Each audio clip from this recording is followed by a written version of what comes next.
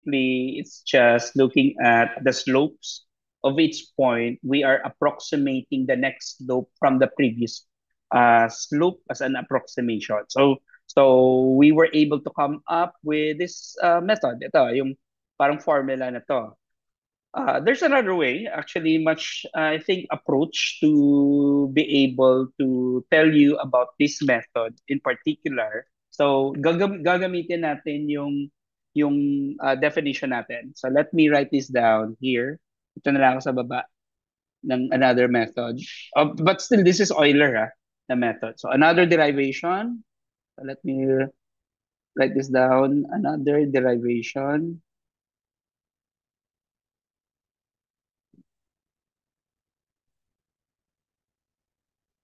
of the Euler method. So let's write down first our equation, our initial value problem, which is of the form derivative of y with respect to x equal to some slope function f of xy. So take note again, x is the independent variable and your y is the dependent variable with some initial condition that still set our initial condition to be y of x sub 0 to be equal to y sub 0. And suppose our solution, pwede nating isulat Already. as y equals phi of x. So let us assume ito yung solution ng differential equation mo. Let me write this down. So therefore, if we want to do the calculation of this type of problem, let's go back to our differential equation. Derivative of y with respect to x equals f of xy. So we can rewrite this as the derivative of phi of some t. So I'll do some change of variable lang with respect to t, and let this be equal to f of t phi of t, kasi when I want to apply my integral on this expression, so let me write this down as the derivative of phi of t, and then this is equal to f of t phi of t dt. Gusto natin siyang kunin ang integral of both sides, pero on some area, in particular from x sub n to x sub n plus 1 na area. So ito lang yung gusto nating interest na pagkukunan ng derivative in order to solve our differential equation. Pero on the left-hand side, ito yung left-hand side natin. Can you tell me what's the integral of this expression according to the fundamental theorem of calculus? Di ba meron kang integral tapos ka may derivative. So ano mangyayari? Usually if you have that expression,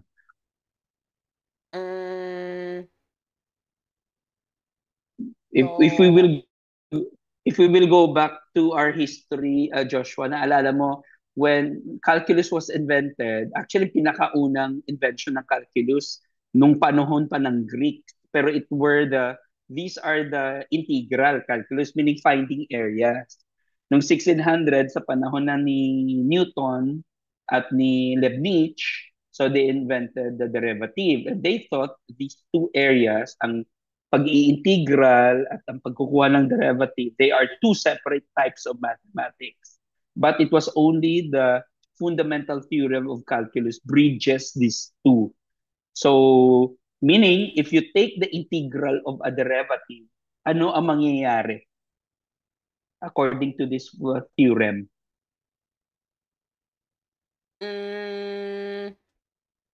yung fundamental theorem. Yes. May dalawa yan eh. Fundamental theorem of calculus 1, fundamental theorem of calculus 2. Usually it's the one, I think, the first theorem. So, Anong masasabi mo sa integral at anong connection ng integral at ng derivative? yung Yun lang. yung integral ng derivative,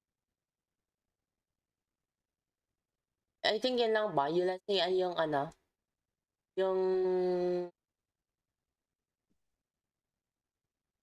well, if let's say may let's say, mas mahirap kasi kung sasabihin na lang yung the integral of a derivative is the original function.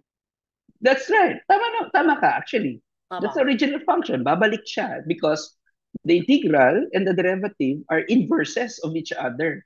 So inverse operation lang sila. So therefore, maka-cancel out ang derivative ng integral or ang derivative ng ano to? Ika-cancel out ng integral ang derivative. So in other words, matitira dito is phi of t. So sulat ko din phi of t.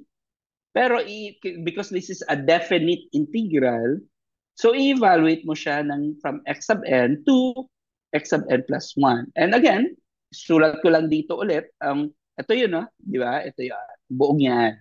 Okay. So in other words, we can write this down. So isulat natin to. This becomes phi of x sub n plus 1 minus phi of x sub n. So yan. So substitute mo lang sa t.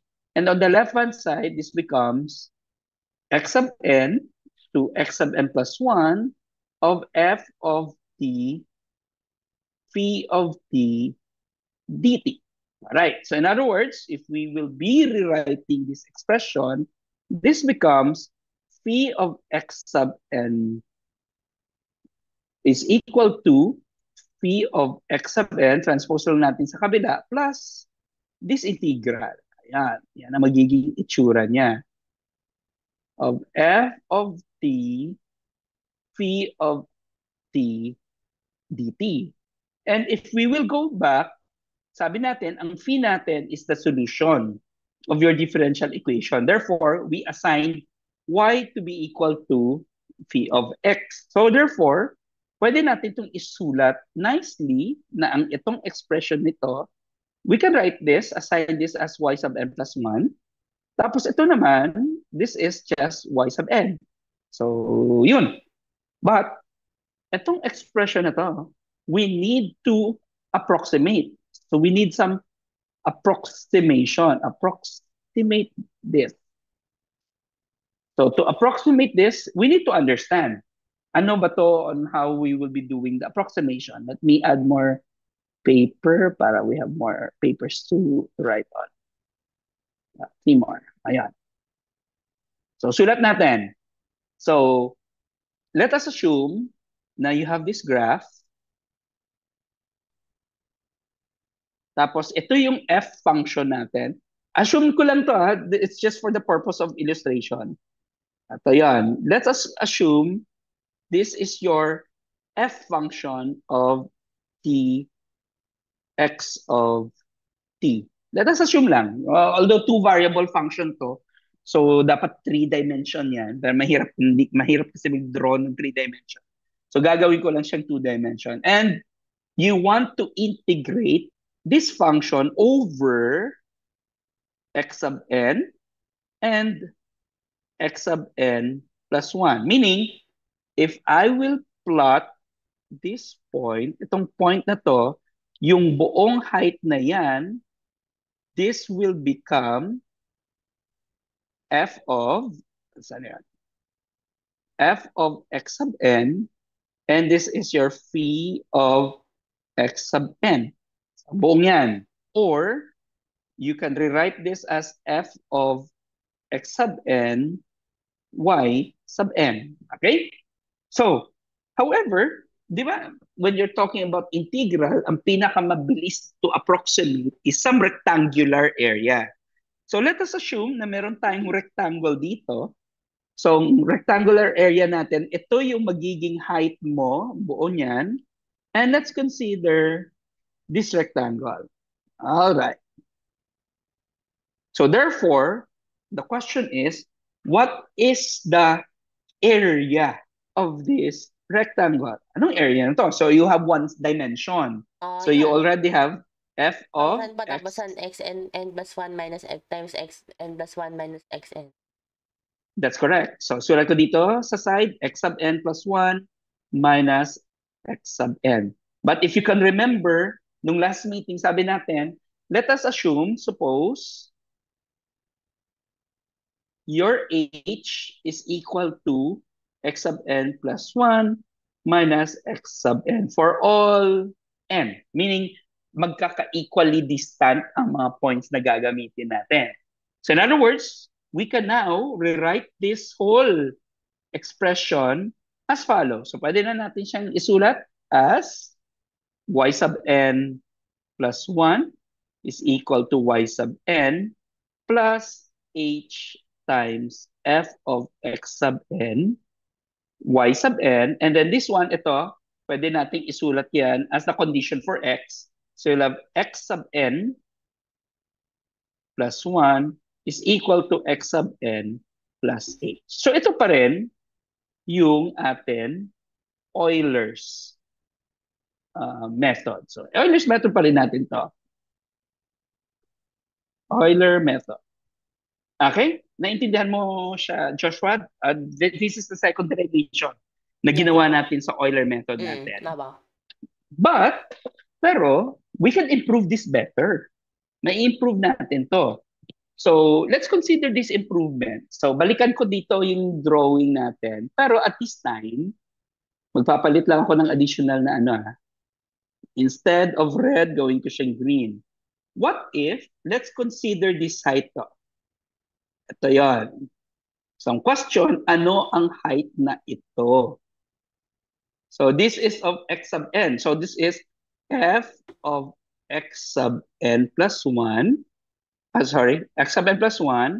This is phi of x sub n plus 1. Di ba? Iyon yung itsura niya.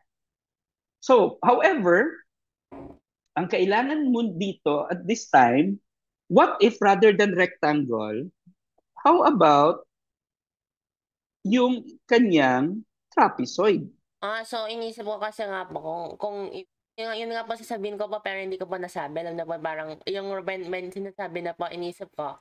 What if kunin po yung isang yung higher, 'di ba po yung ito round down bali yung lowest possible rectangle tumatama. Tapos yung ano naman, yung highest, 'di ba po pag in-average yan din yung triangle, trapezoid. That's right. So meaning to say, Mas kasi accurate kanina, mas accurate man kasi ang problema natin kanina, nag-underestimate tayo, di ba? Underestimated yung may mga spaces ka na walang na-cover. Pero at this time, what if mag-overestimate ka? So may mga portion ka dito na very overestimated na siya. Pero okay lang. Kasi, well, in our illustration, mas maliit ang overestimation rather than the underestimation na kulang na kulang. So mas closer ka as you make your h smaller. So in other words, the question, ano ito? What's the area of a trapezoid? Naalala mo pa ano yung parang formula of the area of a trapezoid? Area of a trapezoid? Ano, yes. Parang triangle pero base 1 plus base.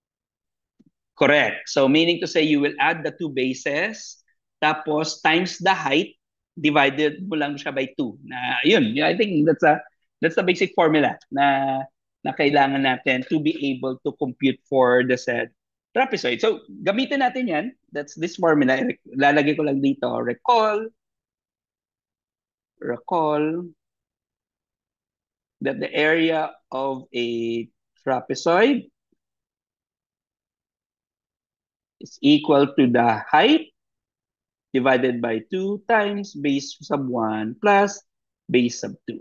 So, let's consider this is your height. Ito. Pahigain mo lang siya. So that's your height.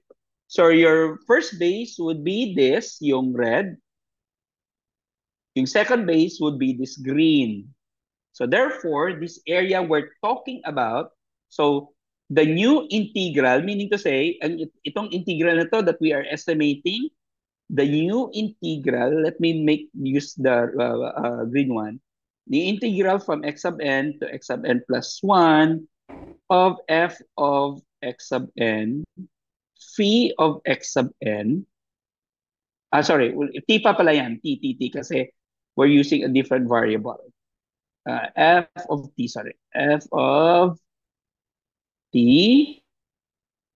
of phi of t dt can be expressed as follows. So una, you need your height divided by 2, or approximate pala. I'll use the expression instead of equality, approximate.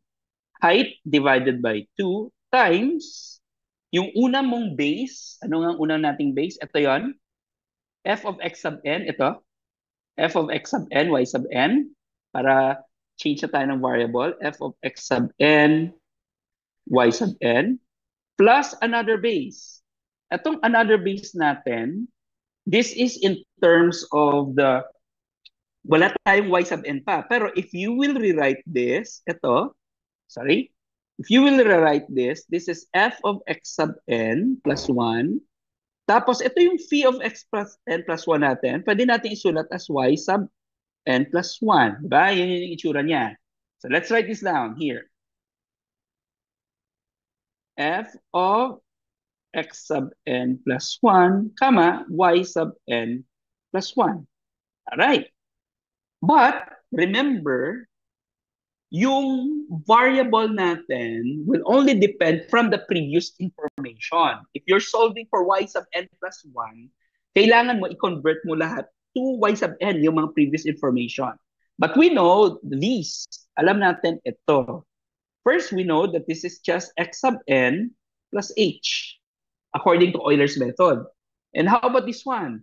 According to Euler's method, this is just y sub n plus h times f of x sub n, y sub n. So therefore, Okay. we can rewrite it further. So therefore, kung isusulat natin ito, kailangan ko ng medyo malaki-laking space.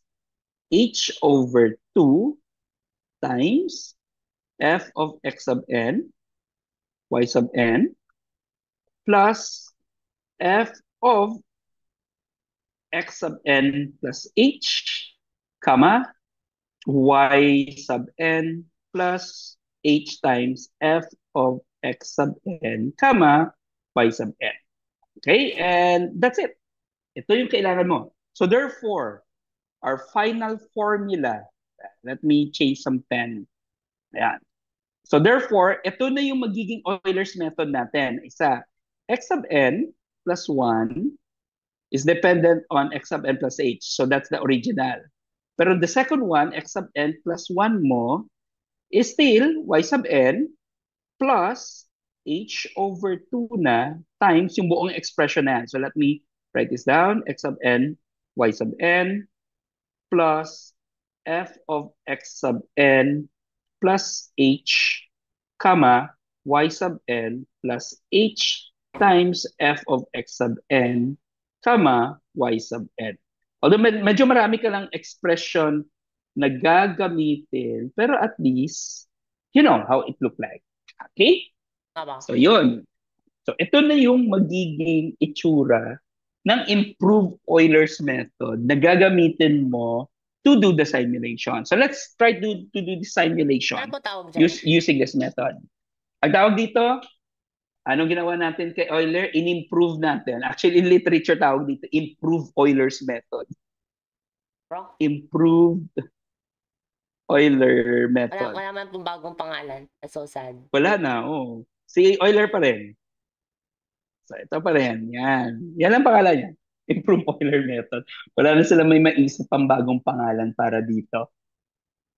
So let's go back to what we have done. So mag-share ko muna ng screen. Let me open yung ginawa natin last time. Okay, saan ba yun? Yeah. Alright, so let me share this with you. Replace current, allow multiple users. Let me see.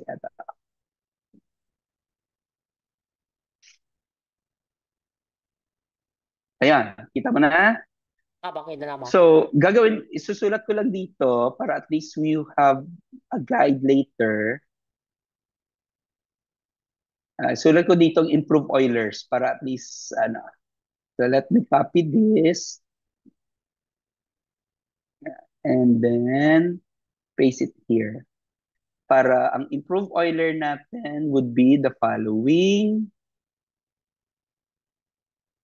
And insert equation, fraction, h divided by 2, insert ko dito, h divided by 2 times, maglalagay lang ako ng braces dyan para i-copy paste ko itong nasa labas.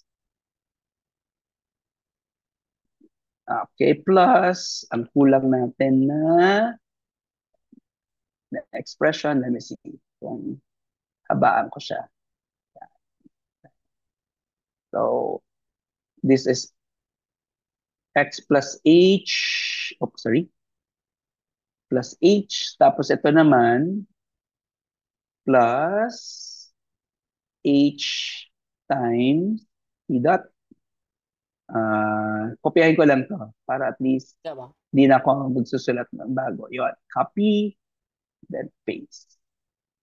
Ayun, ito na. This is the new formula. So I'll just put it here na lang sa other side. Sige, dyan. Na-compute na natin to last time. So gagawin natin, we will be computing this new one para at least we can do some comparison. I'll just make it, sobrang liit to. Gusto ko siyang, para makita, 0.05 lang muna. Para makita natin yung difference niya, 0.5. Yan. Kasi itong error ng una, medyo malaki-laki pa from the first method we have. What if mag-insert tayo ng Euler dito? Let me see. Insert.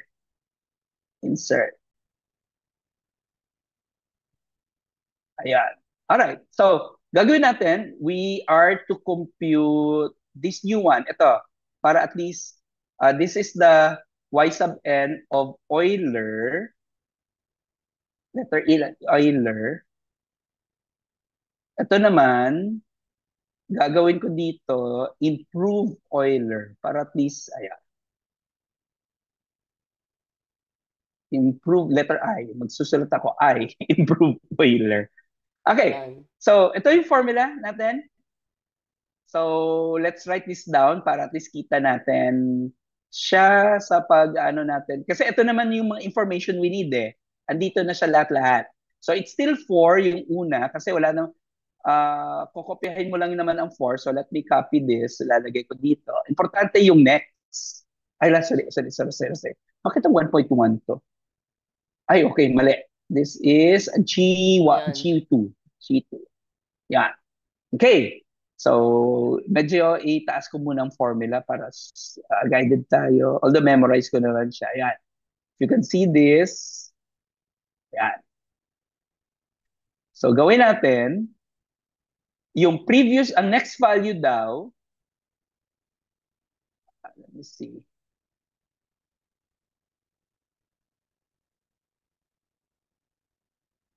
Ay, baba ko lang konti para kita. Alright. Okay.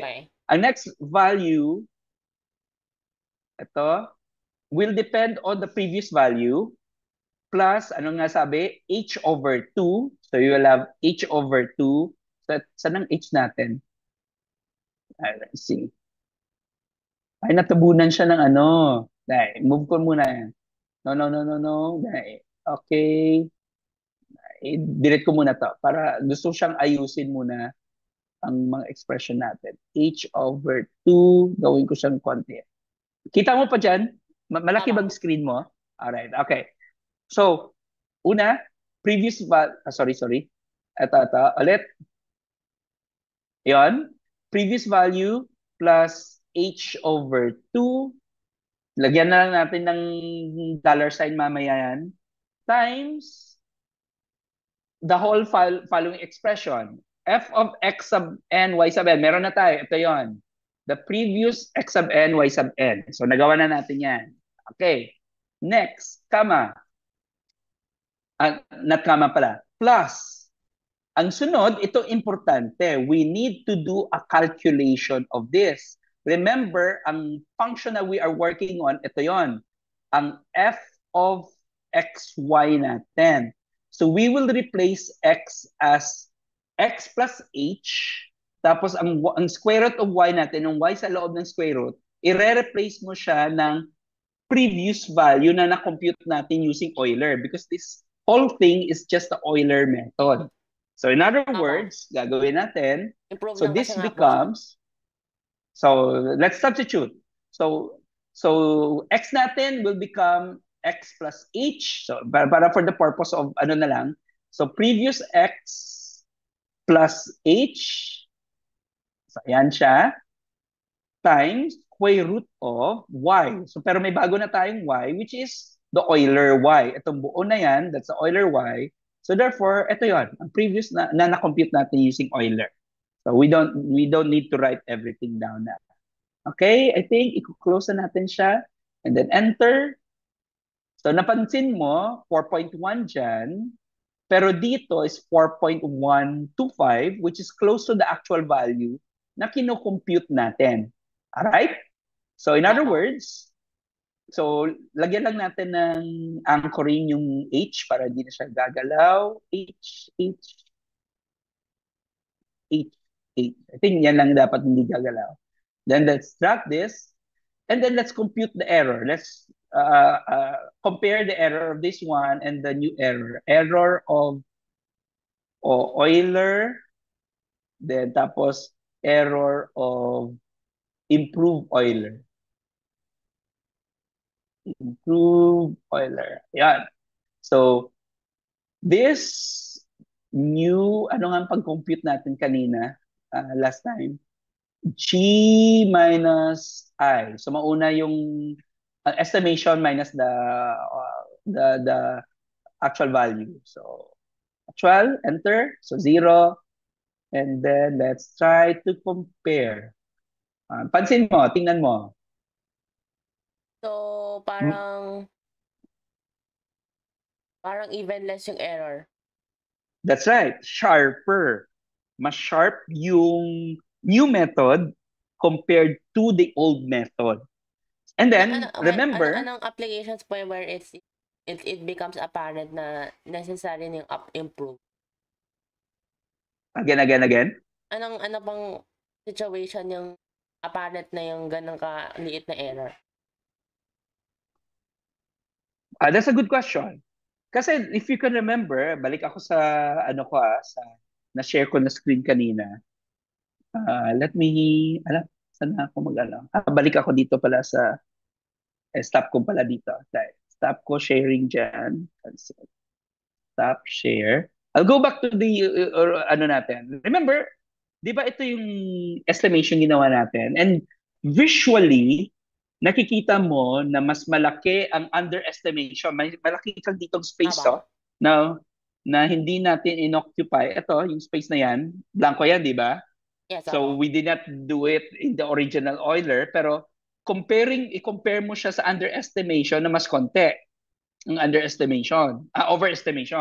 So in other words, more likely, kasi yung function na which we work on, concave outward. Di ba nag-concave siya palabas? What if your function concave downward? So meaning, halimbawa, kung ang function mo na to is concave downward, di ba this is your Euler method, ito yung nag-overestimate, pero kung gagamit ka ng trapezoid rule, baka mas konti. Well, depende sa concavity na we are talking about. Kasi ito yung sa trapezoid rule na gagamitin mo to cover the other. So, for now, hindi ko pa siya na-test,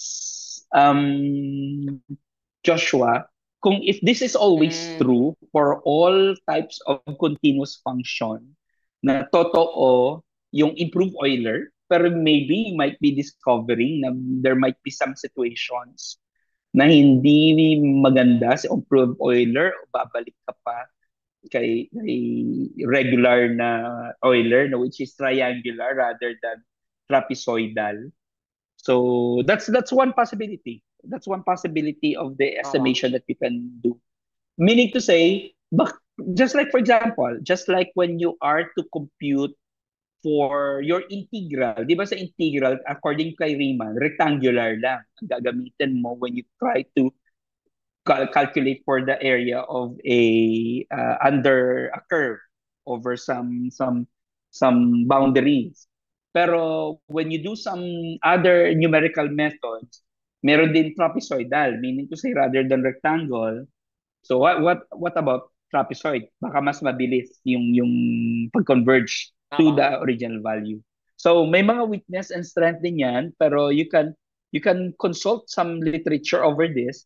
Pero so far, alam ko, this is true pa rin for this situation na whether it's a concave upward or concave downward. But you can explore on this further. Okay? Aba. So, do you have any questions so far, Joshua? Wala na ba? Alright. So, balik ako sa... Ito, this is the improved Euler, eh?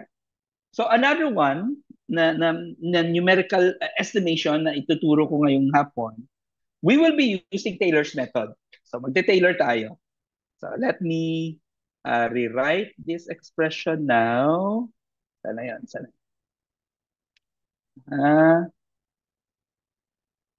Okay, dito. Have you encountered Taylor series naman, di ba? Yes, aba. So, anong naalala mo sa Taylor series expression? Yung ano siya, tagan. So, isa yung series is approximate pa yung function na parang using sum. So, that's right. Summation ba siya? Basta alam ko pa yung sa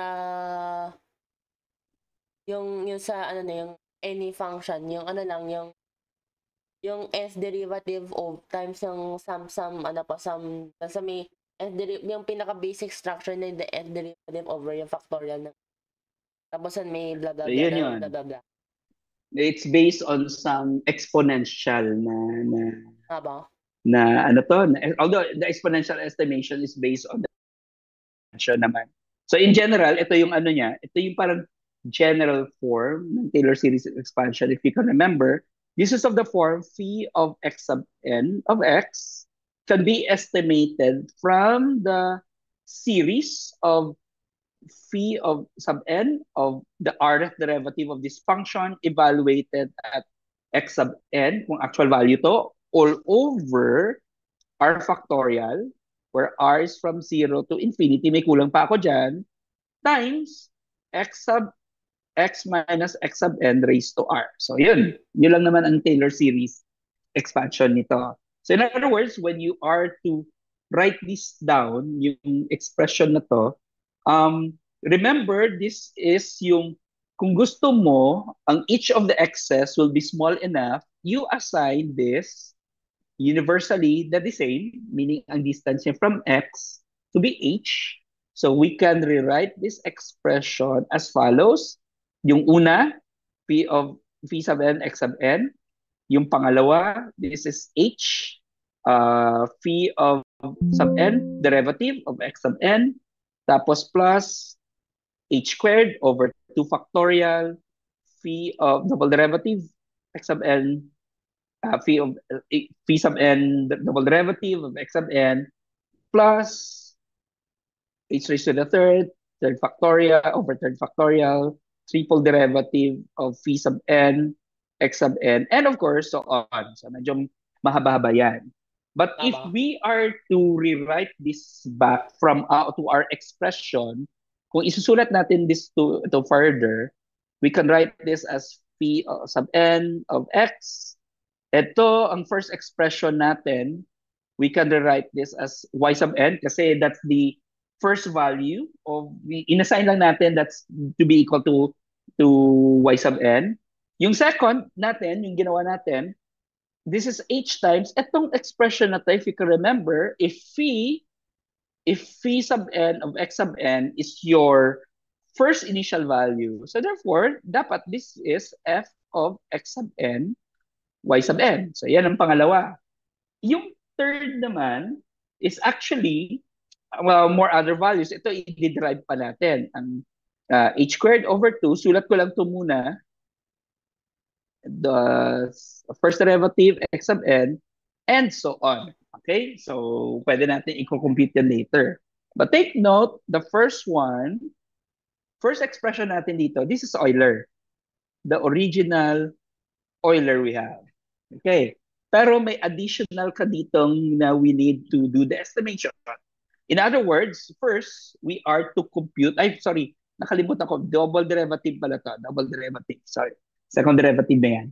Kasi yung sunod, third derivative. Ang h cubed and so on. So, let's do the calculation. Calculate natin yan.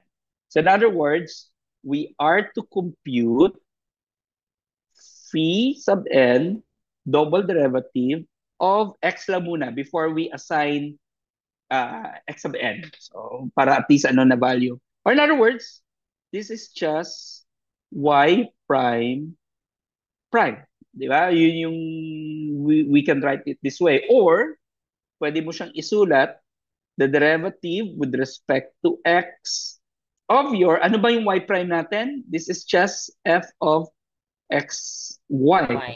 Kasi again, go back to your original na yan. Okay? So, yan lang naman siya. Okay. But, what's the derivative of a function? Kung naalala mo pa mga basic derivative na ginagawa natin with this expression, nadumduman mo pa siya kung paano magkuha sa mga derivative like this. About yung ano ba Di ba? without integrating. Because kung titingnan mo, si x independent. Pero si y is dependent on x. That's correct. Tama ka. You have a partial derivative. Tapos, may technique sa derivative na isasam mo lang ang mga derivatives ng mga partials na to across different values. In other words, we can rewrite this as follows. So, ang una with respect to x. So, therefore, partial derivative with respect to x of f of xy. So, yun ang una. Plus, sa ngayon, kukunin mo naman ang derivative with respect to y. So, meaning, kukunin mo ang partial derivative with respect to y of this function, pero si y mo is a derivative of x. So, times the derivative of y with respect to x. So, via chain rule. So, nag-chain rule lang tayo actually. Kasi again, recall lang natin to ha. Kasi si y mo dito, again, y is a function of x. So, magde-derivative ka pa rin yan within that y. So, ito na yung first expression natin. Let's name this. Pangalanan natin siyang f sub 2 of xy. So, yun. Pangalanan natin. How about kung what if dugtangan natin to? For example, ito. Let's rewrite this as, say, yung third derivative na tayo. H cubed divided by 3 factorial phi sub n triple derivative of x sub n plus dot. So, dugtong ko lang yan para at least may dugtong tayo. So, let's try to, saan ba to galing? Yung, ito pala, sorry. Yeah. Okay. May okay. May na drag man. So, ito. Siya. Can you compute for the triple derivative nito? So, meaning gagawin mo, you are to take the derivative of the double derivative. So, in other words, kung susulat mo to, kukunin mo ang derivative with respect to x ng buong na-compute natin kanina. Ayan. fxy plus, sometimes kasi nakakalito to but it's a good exercise when you do some derivative. It gets more and more suffering. Yes. Pero at least na-formalize mo, di ba? Okay. Sige, by some can you, in your seat muna, can you do the derivative of this expression? Ito yung sa baba na yan. So, para idugtong natin yan. Pero so, the partial derivative, ano pa yung na symbol? Kung for example, with respect to x, so second partial derivative with respect to y. So mag-square ka na. Kung otherwise, partial derivative. Kung dalawa, partial derivative with respect to x and with respect to y. So over the delta x, delta y. Yes, that's true. Yan. Pero take note, gagamit ka ng chain rule at product rule dito. Bakit product rule? Ito, kita mo to yung dalawa na yan. Yun nga ba, yun nga. Magpa-product rule ka dyan. Yan. So mag-chain rule muna sa una. So it's like yung una. So valid the partial derivative squared, partial squared x.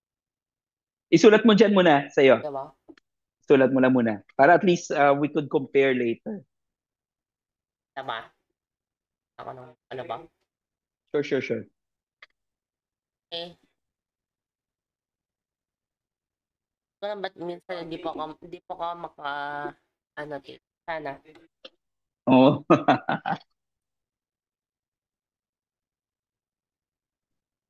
Eh,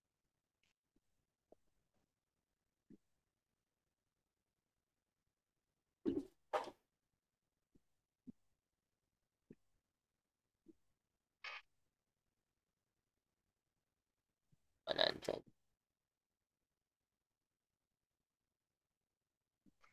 Okay.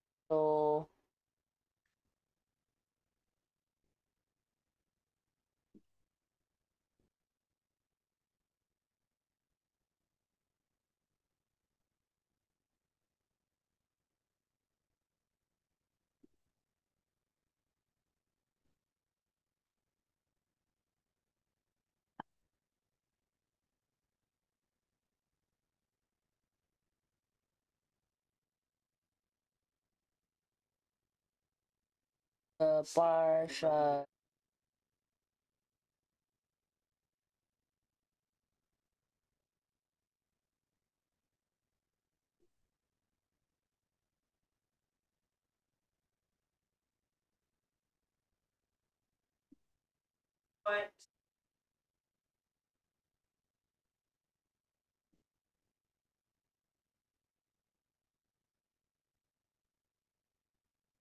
Enough.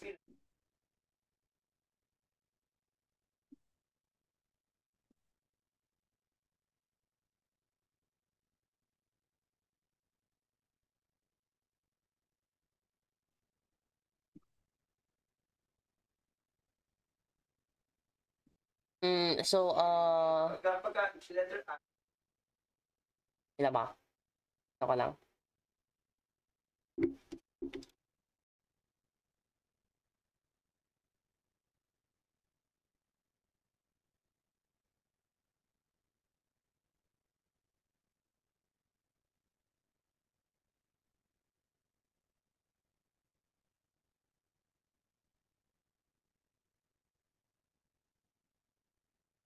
Okay. Yeah, yeah. Okay, Narinig okay. kita, Joshua.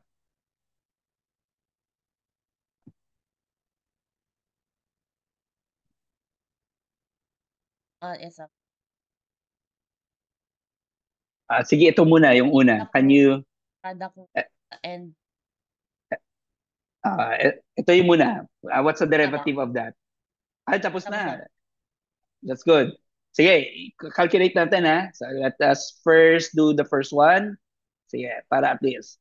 So yung una, I'll use black na lang. So yung una, so ito yung muna, let's do this first. Yan. May ano ka na, So this becomes the partial derivative twice of your f of xy. Yan ang una. Tapos plus partial. pwede ka pa sa uso. Sige, sige, sige. Sure, sure, sure. I think tama naman.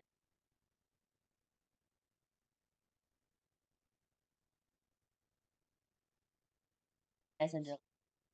Sige, kaya ba? Sige, sige, sige. Picturean mo lang yan, no? Screenshot mo lang.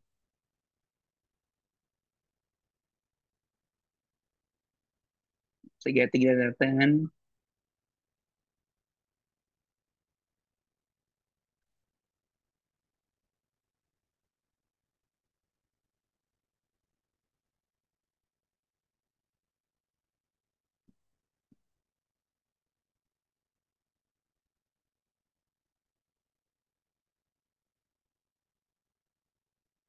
Mm-mm.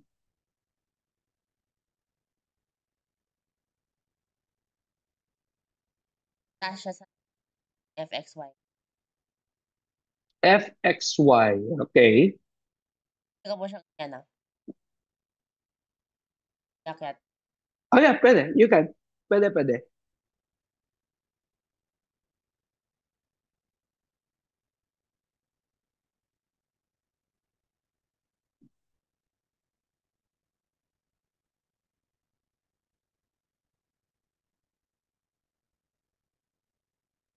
Mhm.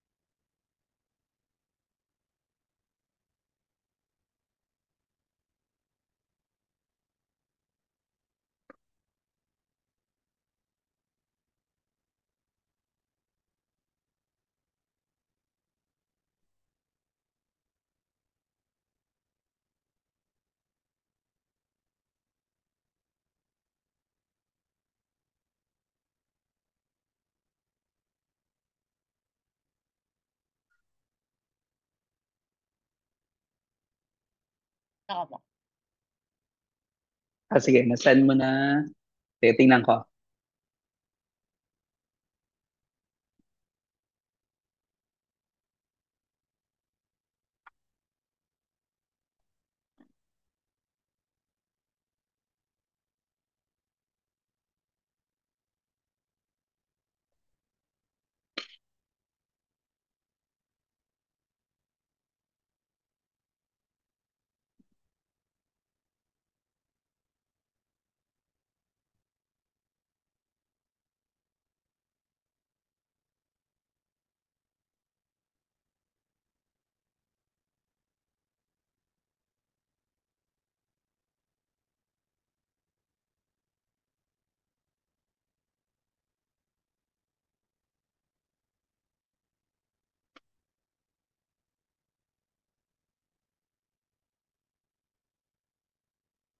Sinend mo pala dito sa group chat. Sa chat natin. Sige, sige. Akala ko sa chat sa ano natin, sa ano to. Okay. Okay, wait, wait, I can check naman dito. So, meron kang...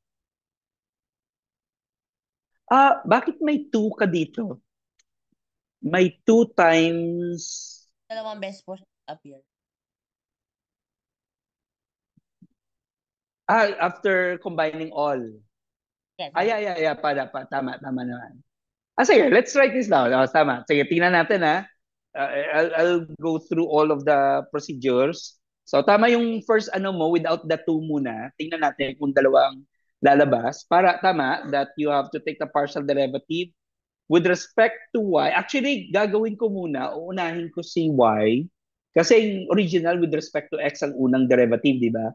Although later, because of depende sa nature ng function, if the function is said to be continuous, usually pwede mo naman yan i-switch ang x and y together. So sulat ko muna dito, partial derivative of y, partial derivative of x. So ito yan, f of xy. Tapos, will you have your derivative of y with respect to x? So that's the first one. So yun yung magiging itsura ng una mong derivative na yung are computing. Pero ang second, ito medyo tricky because you will be using the product rule. So ilalagay ko dito first sa kabila yung partial derivative muna of this first, tapos kokopyahin lang natin yung derivative of y with respect to x, tapos yung derivative of y na lang ba? Anong bang mauna natin dito? Kasi this whole thing, it's already a function. So kung kukumpitin mo ang derivative niya with respect to x, so tama, magdadalawa yung magiging function mo. But, hindi siya magdadalawa. Sige, compute natin. Sige, compute natin. The first one, it with respect to x, so isusulat natin. So, ito yung una muna ha, gagawin natin. So, you'll have derivative with respect, as twice yan, of x with respect to y. Binaliktad ko lang siya. Okay? And then, f of x comma y. Pero, parang kokopyahin mo yung original expression mo. So, plus derivative ano ngayon? Derivative of square of x, kasi twice na siya, of f of xy, tapos dy with respect to x, pero times. Ang buong ito, i-multiply mo siya. Ay, sorry, may space pa ba ako? Insert ko lang ha. Derivative of y with respect to x. Kitams? Nakita mo yung yung buong expression? Yes, opo. So, nag-multiply ka ng derivative of y with respect to x or each of this. So, itong expression na yon, meron siyang derivative of y with respect to x. Dalawa nga. Tama, tama. Sorry, sorry. Ako palang mali. Tama, Joshua. Tama ka. Okay. Ako mali. Kasi i-distribute mo naman pala yung derivative of y with respect to x later. And then lastly, siyempre, you take the derivative plus yung pinaka-last expression mo, you will have what? Yung Kokopyahin mo lang yung una. Kopyahin mo yung una times the derivative of y with respect to x. Yan. Yun na. Okay. So twice the derivative of that. So that's the second. So therefore, kung isi-simplify natin para ma-compare ko sa'yo, so this becomes partial derivatives with respect to x of f of xy. Tapos ito naman, plus dalawa, no? Tama? yes, opo. Dalawang partial derivative with respect to x, with respect to y. Assuming pero may condition to, Joshua, depende sa function na it would satisfy na pwede siyang ibaliktad yung x and y as variable. So this one, derivative of y with respect to x. Tapos yung third mo, partial derivative twice with respect to x of f of xy, quantity derivative of y with respect to x squared. Okay? Then lastly, plus partial derivative with respect to y of f of xy. Derivative of y with respect to x squared. So, tingnan ko ang sagot mo. Correct. Correct. Very good. Galing. Alright. Ayun. Tama ka, Joshua. Alright. Pero sobrang haba nito, pangalanan na lang natin siyang f sub 3 xy. Kasi yung haba eh. Aba. So, in other words, what we can do is let us summarize this expression. Kasi, in other words, this method, yung Taylor's method mo, Taylor's method can be simplified as follows. So, syempre, mga x's mo is the same. The previous value, x sub n plus 1 will depend on the previous value plus your increment h. Tapos, ang y mo, sub n plus 1, would depend on, syempre, yung first, it's still the Euler method. Pero yung mga succeeding methods mo would be h squared over 2 factorial, and then f sub 2, x sub 2, x sub n, y sub n, y sub n. Yung pangatlong expression, yung mahaba, plus h cube over 3 factorial of h sub 3, x sub n, y sub n, and so on up to some pf. Pf a value of f sub p, x sub n, y sub n. Okay. So this is your Taylor's method to approximate your initial value problem. Pero kung i-compare mo to Joshua, tingnan mo, that's the Taylor method. Ang dami kang i-compute na mga derivative. Compare mo sa improved Euler's method. Kulang ako ng letter D. Tapos, i-compare mo sa Euler method. Baliktad lang tong x and y ko ha. So, ayan. So, Ang question ko lang dito, ano ang problema sa Taylor method mo compared to the other two?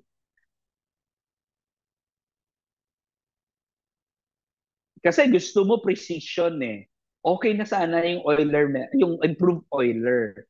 Pero sa Taylor method na to, yes, you might get a good precision as you increase your derivative, pero tignan mo naman yung mga derivative mo. Meaning to say, i-compute mo ang mga partials na to. You have to compute the partial derivatives of your expression of your function. So in other words, computationally, baka heavy pa siya because you are to do the calculation of the derivatives with respect to the two variables.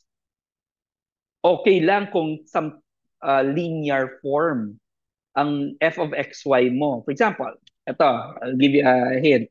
Sana ba, kung derivative of y, gawin ko lang blue pala. Okay, example. Exam, mamali na ako sa mga spelling ko. Example. Kung ang derivative with respect to y mo, with respect to x mo, say for example, 3 squared plus 2xy. Ito, maganda to, na pwedeng gagamitin sa Taylor's method kasi ang mga derivative niya will diminish. Hindi ka naaabot sa napakataas na derivative. Meaning, if you take the first derivative of the first, ito yon yung una, so with derivative with respect to x, with derivative with respect to y, eventually, as you increase your derivative, di ba, as you increase the derivative, double derivative ka na. So, mawawala na siya yung mga expression. Maybe at the third derivative, zero na ang f of x. This is your f of xy. So, mawawala na. Ito. What if your derivative now is, say, 3x squared exponential of x to the fourth, halimbawa, ganon. Ang derivative ng exponential mo, hindi yan magdi-diminish, hindi siya mawawala. Given that you are to perform a product rule. So lalaki ng lalaki ang derivative. So the disadvantage of using this approximation, using the Taylor's method, depende sa klase ng slope function that you are defining. So meaning, if your f of xy is linear, the derivative, the f sub p of xy is equal to 0 for some p. Meaning, ano na siya, magdidiminish siya. But if f of xy is non-linear, so ang f of p sub p mo of xy may not be necessarily be 0. May lang to ha. May be, kasi just like the exponential na sinabi ko. Pero well, ito naman hindi to linear in nature pero kasi magka-cancel out yung derivative mo. So, yun lang naman ang ano natin, yung disadvantage of the Taylor method kasi ang daming derivative. Before ka magko-compute, magpe-prepare ka ng column na may derivative and so on. So maganda sana computer program mo na may package na to compute for the derivatives. Why not? Di ba? So yun yung, disadvantage of doing this method. Tama. So far, do you have any questions regarding this method, Joshua? Ano ba, parang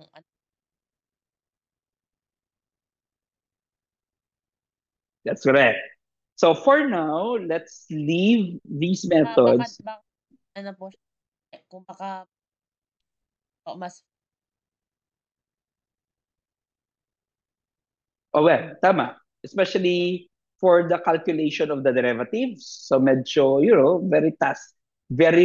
naman task, kundi risky. Dami mong gagawin to do the calculation of the derivative. So it's better na well, as much as possible na to lessen mong daming calculations na gagawin.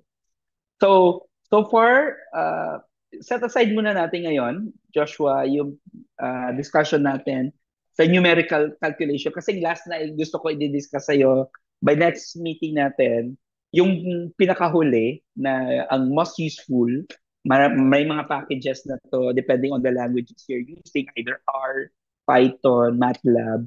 There will always be a package to use this, the Rujhuta method. So ito yung sunod natin na pag-uusapan next meeting. Okay? So yun yung ano natin, magiging discussion. For now, maybe kasi I have an appointment by 6 p.m. So I'll leave the next 30 minutes na gagawin natin is to discuss several models using differential equations. If you can remember last meeting, ano pa lang na-discuss natin? Na-discuss na natin yung exponential model, tama? Na-discuss na natin yan. So let me write this down. Recall. Recall ko dito. Unang model na diniscuss natin is the derivative of n. Let n be the population size. Halimbawa, with respect to t, this is equal to some rn. So therefore, this is an expression of an exponential model. Exponential.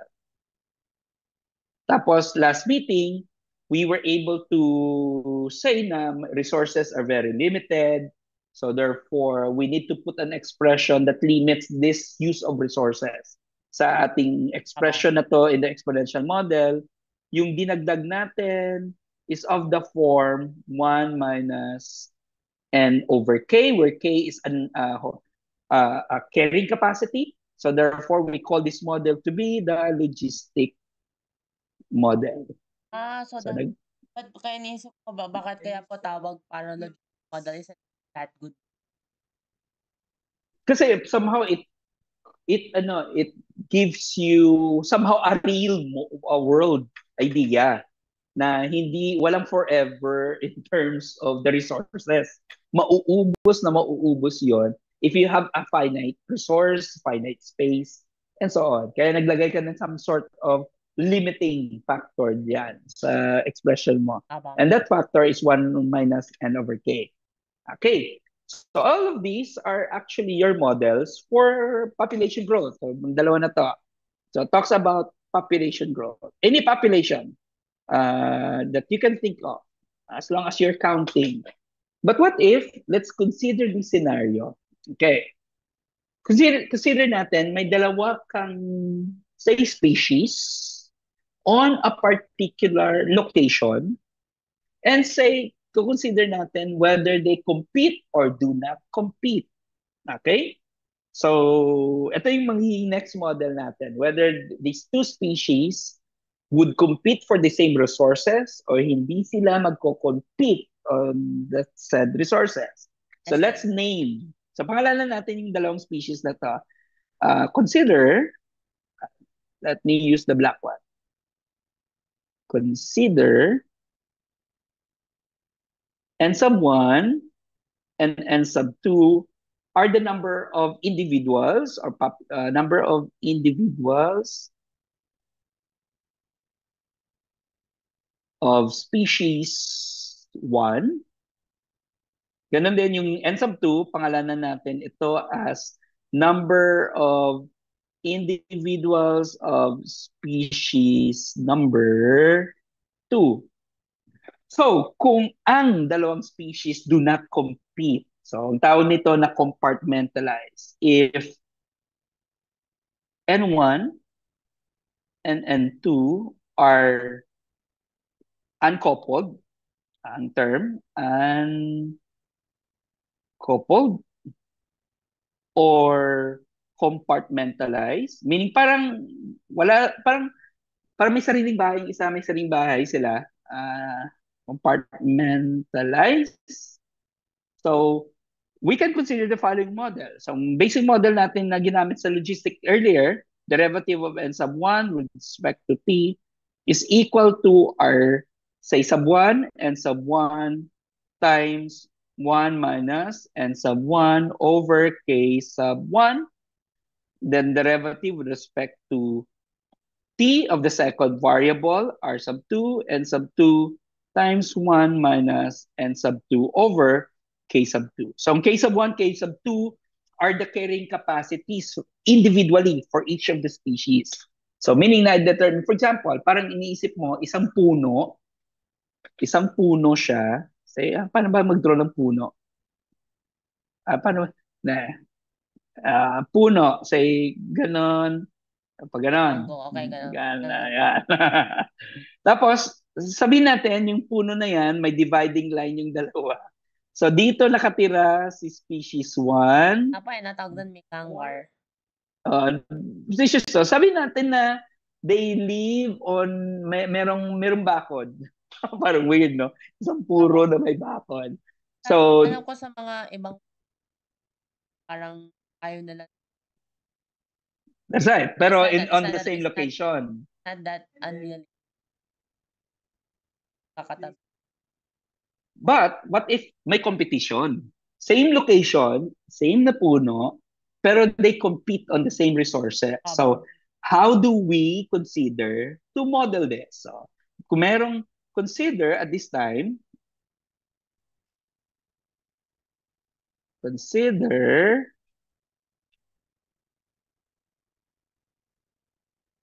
n sub 1 and n sub 2 competes.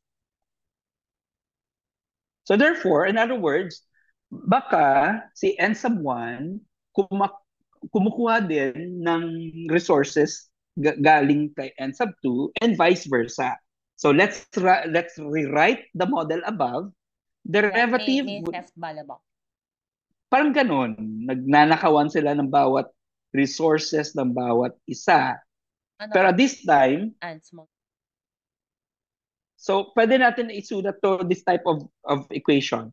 Still n sub 1 divided by k sub 1, pero si n sub 2 nakikipag-compete sa resources ni n sub 1 over some coefficient.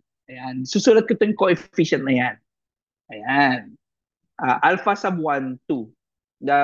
Later, some sort of an effect in the said competition of one individual to another.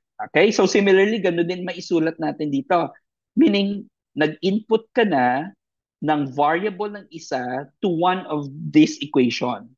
So let us write this down. R sub 2, n sub 2, 1 minus n sub 2 plus alpha sub 2, 1 of n sub 1 all over the resources of the second species. Ayan. So take note ko lang dito, ano ba tong alpha na to sub ij? Let us define this to be the effect of an individual of species J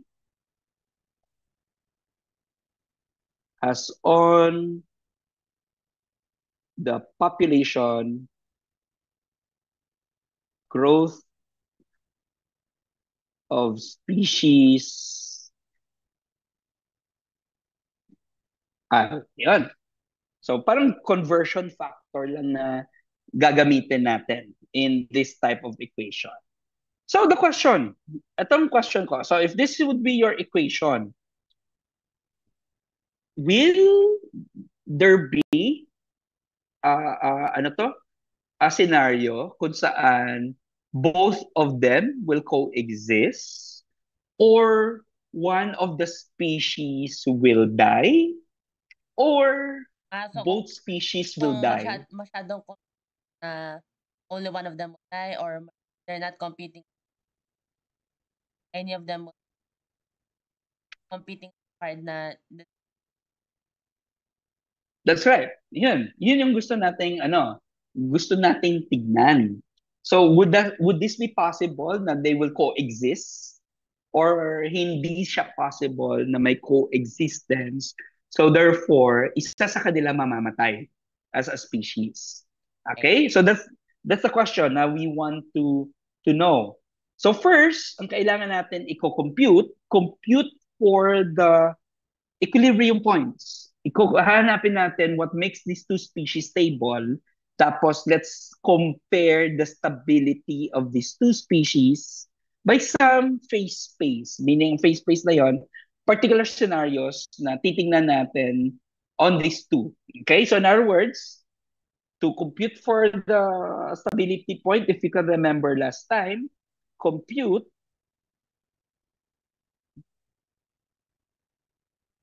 the derivative of n sub 1 with respect to t equated to 0 and derivative of n sub 2 with respect to t equated to 0. Can you do the calculation? And then I want you to find the following. Find n sub 1 is equal to some variable with respect to n sub 2. And ganun din, find n sub 2 to compute for the variable of n sub 2 for the first and second equation.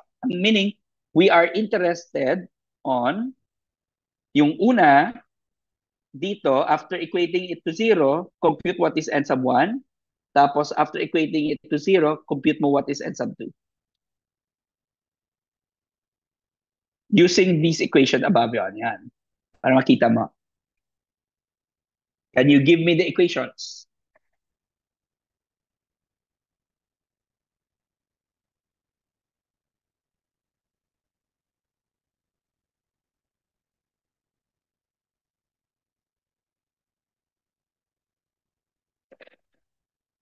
Parang labas niya, what makes it 0? And any of friends, okay, R2, other than that, R1 is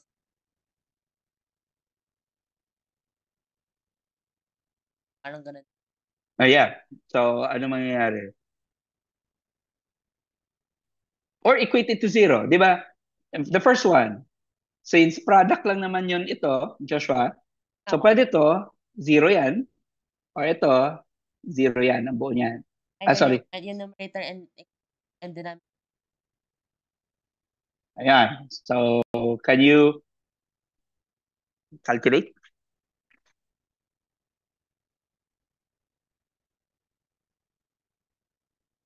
One is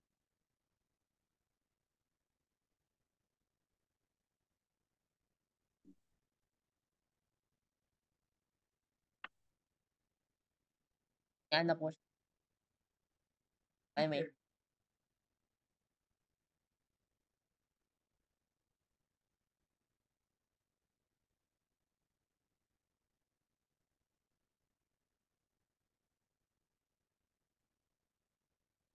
Ano naman.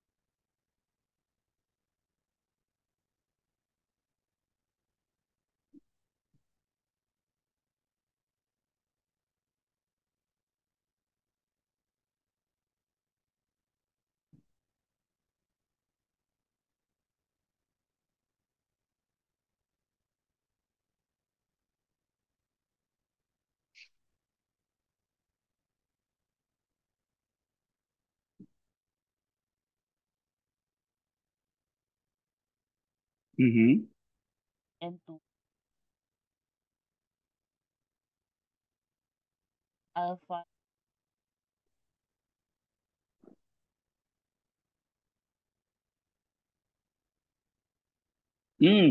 Bakit ganon siya? Ba't ganon yung ano mo, Joshua?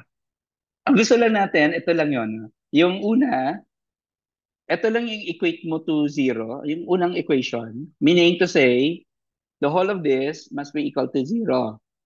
So, what makes it 0? So, therefore, ang gagawin mo lang naman is, of course, when n sub 1 is equal to 0, obvious na yan. So, magiging 0 buo na yan. Pero what if, ito, equate mo yan sa 0. Equate mo yan sa 0. Can you calculate what is n sub 1 dyan? So, algebraic na lang yan. Kaya nga. So, From dyan lang. okay. Kasi, tama ba? So,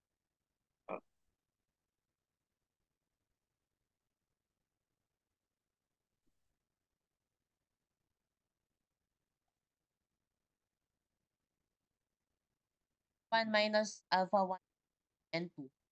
Tama. Alright. So, let me write this down. So, Kukunin ko lang babalik yung ko mga lahat.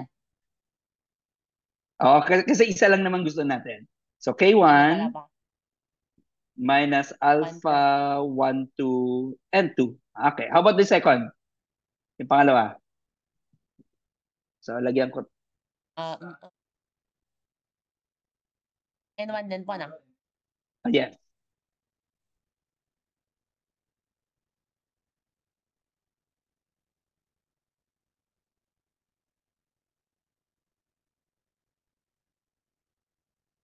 Minus all of alpha 2. That's correct. So, K2 minus alpha 2, 1, and 1. Okay. So, yun. So, let us write this down. All right. May mga tawag dito actually. These are called isoclines. So, mga tawag yan isocline. Ano ba? So, this is isocline. So, isocline. May halocline. So, alam ko pa na parang It kami. Ay, so, tama. So, ano pa? ano lang siya, parang some sort of a contour or lines na pwede siyang to guide you later to if you want to know how the dynamics would look like. So yun ang meaning ng isocline niya actually. For species 1, so isulat ko lang muna ang mga ano. Ito naman, isocline for species number 2. Ayan. So, for us, para maintindihan natin, if you are to graph this, di ba kung gusto mo siya i-graph as a line, so, kung i-graph natin to, say for example, this one and this one. So, let's consider this is n sub 1 and this is n sub 1. Tapos, this is n sub 2 and n sub 2. Tapos, ang una mo dito, ito, yung first one, when n sub 1 is 0, anong value mo? Ito, this one, when n sub 1 is 0.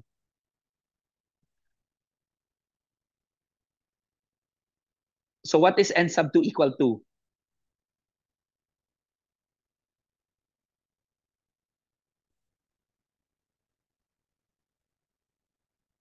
Again, Joshua, ito lang, tingnan mo to, ang equation na yan.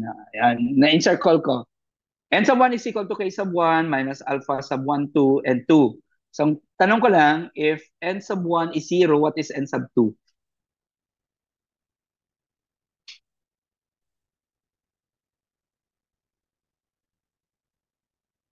N sub That's correct. So, K1, ito yung point na yan, K1 over alpha 1, 2. Pero when n sub 2 is 0, obviously, it's equal to K1.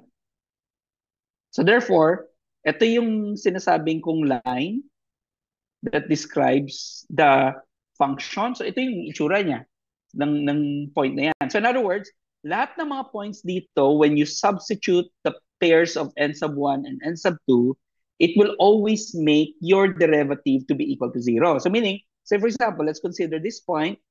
Tawagin natin point na yan x and y. Kung isa-substitute mo siya to your equation, di ba ito yung equation mo? Ito yung yes. dalawang mong equation.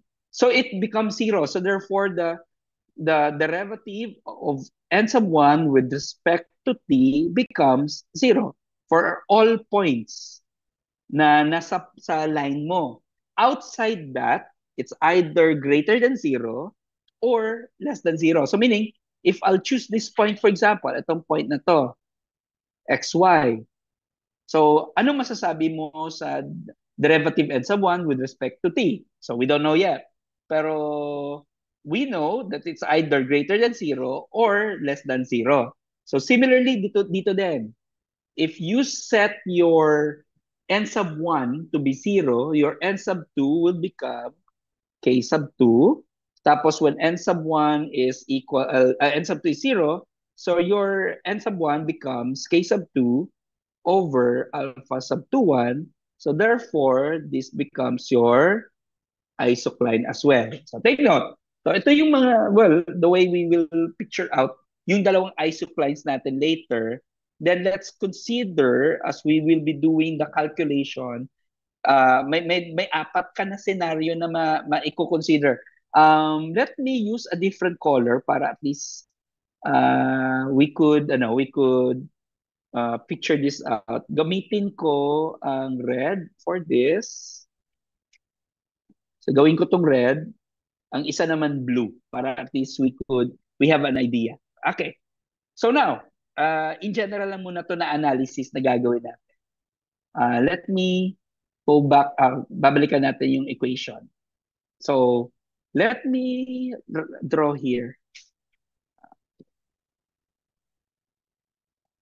Let's consider this to be n sub 1. Let's consider this to be n sub 2. Tapos meron kang isocline dito. Sabihin natin black lang na isocline. Let's write the derivative with respect to n sub 1, with respect to t of r sub 1, n sub 1, tapos 1 minus, ano to, n sub 1 plus alpha of 2, 1, n sub 2 over k sub 1. Okay. So, now, alam natin again na this is, at this point, 0. Di ba? Meaning to say, ang buo niyan na derivative with respect to n is 0. What if kukuha ako, say, sa taas? Say, this one. Ito. Kuha ako ng point dyan. Okay. Let's name this point as x prime, y prime. Okay. So, remember, ang x mo refers to n sub 1. Ang y mo refers to n sub 2, ha? Na in terms of the coordinate system. Pero, I want you to look at this, na ito ay nasa taas ng line mo. Di ba? Nasa above yan ng line. So, this is above. Above. So meaning, kung isa-substitute mo ang y prime dito, if this is y prime, anong masasabi mo sa n sub 1 mo? Anong mangyayari sa derivative na to? I want you to look at this. Di ba 0? Kung ito yung original point mo, this is x sub 1 y. At that point, 0 si derivative. Pero tumaas si y sub 1. So meaning to say this value increases. Umincrease yan. So tumaas yan. So therefore, 1 minus a bigger number is what? Lesser. So therefore, mas lesser ang nangyari sa derivative. So let me write this down as y sub 1 increase. Hindi naman. Bababa lang siya. Meaning to say, bababa yung mga values. So as y sub 1 increases, then the derivative of n sub 1 with respect to t decreases. Diba? Meaning magsuslow down. Kasi it's the derivative eh. We're not talking about the actual number, but how fast the population will grow or how slow the population will grow. So therefore, magsuslow down ang n sub 1. So hence, anong mangyayari sa population? Pupunta siya sa kaliwa. So magsuslow down. Clear? Intindihan? Ayun. So magsuslow down siya, so bababa yung population mo. But how about, ito naman, kung sa baba, let's consider this one. Kuha tayo ng point dito. This is below your isocline. Below. Okay? So, question, bababa ang, balik tayo dito sa n sub 2. So, this is your x prime, y prime ulit. So, ang question, bababa ito. So, you will have a small number. So, 1 minus a small number. Minus a small number, almost 1, less. Less. So, therefore, mas less ang change, lalaki ito. So, therefore, we could write this down as y decrease then the derivative with respect to n sub 1 increases. So in other words, ang direction niya would be this. Okay? So yun. Clear? Naintindihan? Yes. Alright. So how about ang ano naman, with respect to n sub 2, anong mangyayari? Kasi n sub 1 lang to eh. Point of view ni n sub 1 lang to. How about n sub 2 naman tayo? So I'll give you that pag-isipan mo, Joshua. Well, it's more of the analysis lang of the equation kasi this is derivative of n sub 1 with respect to t. How about derivative naman ng n sub 2 with respect to t? So anong mangyayari as you look at the values above the line and below the line? Ano magiging direction ng growth mo? Is it going towards an increase of n sub 1 or a decrease of n sub 1 or vice versa? Ngayon, ang tanong ko, ano mangyayari naman sa n sub 2 as your n sub 1 increases or decreases? Okay? Tama. So meaning that will be our next discussion, i-continue natin ito, yung pagdi-discuss natin. Nire-recall ko to ulit, pero I want as an assignment, pag-isipan mo, what if ang second equation naman, derivative of n sub 2 with respect to t na ang pag-uusapan, meaning to say ito, balik ako sa equation, what if sa n sub 1 naman mag-increase or mag-decrease? Ano ang mangyayari? So, yun. That's your assignment. Together with, can you apply the improved Euler? Di ba may improved Euler na tayo? Tama. To the code. So, ang assignment mo not I-implement only yung with the Euler, implement mo na rin to. Isabay mo na lang. Pero it can't be that hard. Hindi naman siya mahirap. As long as kasi paano yung lang average. that's right. Nag-average ka lang naman dito ng dalawa from the additional na estimation na ginagawa mo. Huwag na si Taylor kasi medyo mahirap yung may mga derivatives kasi eh. So you have to first compute the derivative. So yun, for now that's our discussion muna, Joshua. Do you have any questions? Wala naman po. Okay, so that's it for today. So I'll see you. Sige, pag-usapan natin. Pero ano pala po crazy pala yung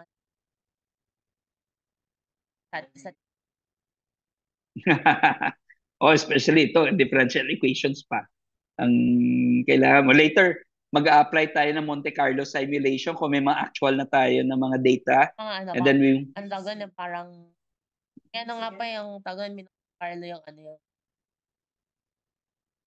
shotgun para malaman yung pi. Yeah, that's right. So, meaning to say, ilang ulit mo siyang ifa-fire to find out na what will be the area of the circle given na alam mo ilang shots have been fired.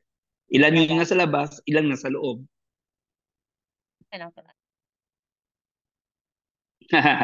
So for now, that's it, Joshua. So thank you very much. So we'll mag-usap na tayo sa chat together with your dad. Okay, sige, ingat. Bye-bye.